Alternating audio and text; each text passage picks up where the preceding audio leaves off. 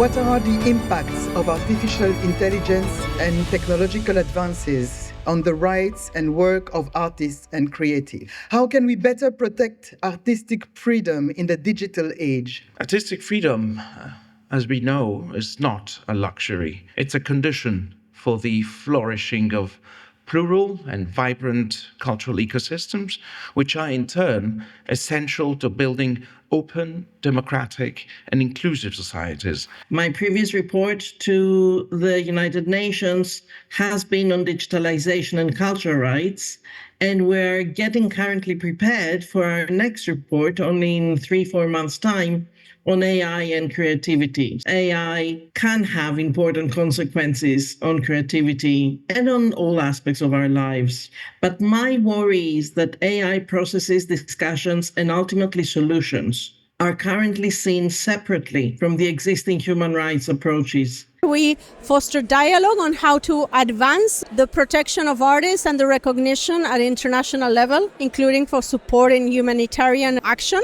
And then in connection with the AI aspect, it's really groundbreaking the way in which it's changing the creative process. One of the worst challenges to address is the low bargaining power that the artists have to try to negotiate conditions with the platforms. The way that content moderation works when it is not including artistic perspectives or artistic context can mean that artists' artwork is being downranked, made less visible, being removed, their accounts are being restricted because artwork they're making that should be allowed on those platforms is being misread by their algorithms as something that might be harmful. There is just a sense of concern from artists in the community about what this means for the future, how we train people in the future, where the job opportunities are going to be, but at the same time, there are also opportunities with this technology. So it's a great tool, it's a great collaborator, it enables you to think differently.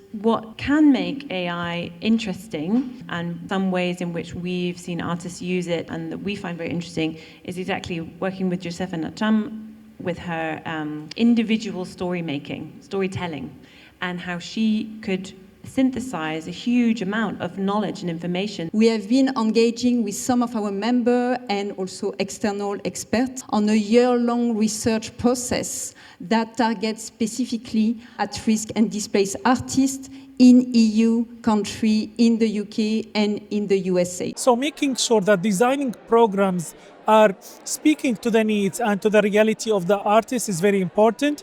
Artists don't need us, we need them, because they are helping us keep imagining a better future. We need to invest more in the infrastructures and assets and not in the events and festivals.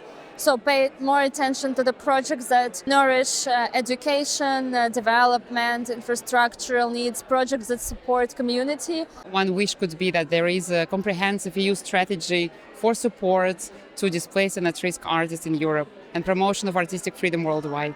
To include cultural professionals in the humanitarian framework, it is very important to include them.